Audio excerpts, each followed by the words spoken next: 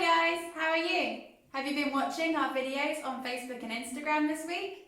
If not, make sure to take a look because we've got lots of interesting content and mini lessons for you to watch while you're at home.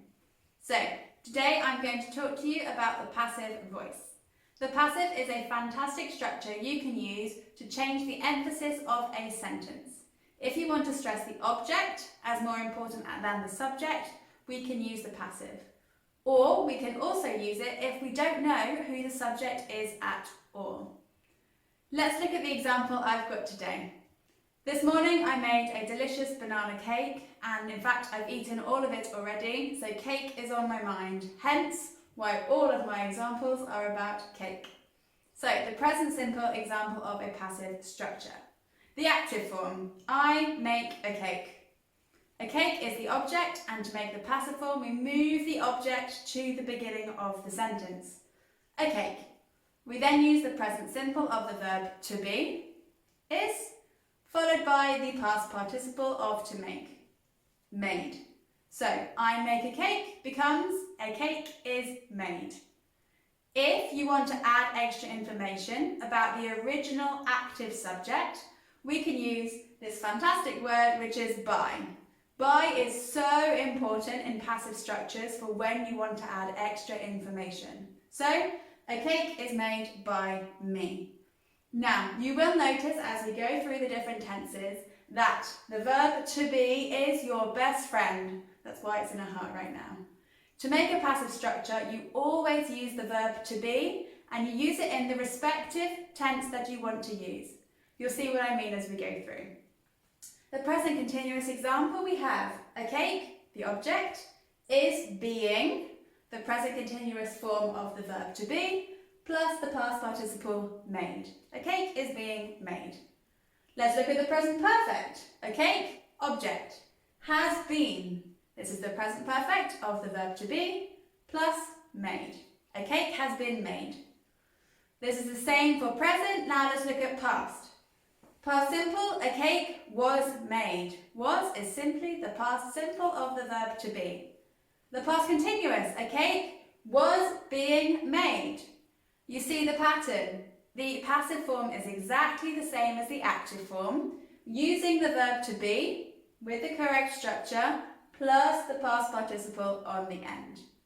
So this applies to any present tense, any past tense, and now let's look at the future tenses. A cake will be made, or a cake is going to be made. Now you should recognise both of these future uses. We have will for a spontaneous decision in the future, and we have going to for a future intent.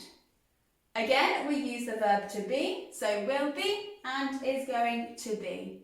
You use the future passives in exactly the same way that you use the future for your active form. So think about your spontaneous decisions, your future intent, or your fixed future plans. We can also use the passive voice for modals. Some examples I have here are a cake could be made. A cake could be made using almond milk for a vegan alternative. Or a cake has to be made. A cake has to be made using flour because it is a fundamental ingredient.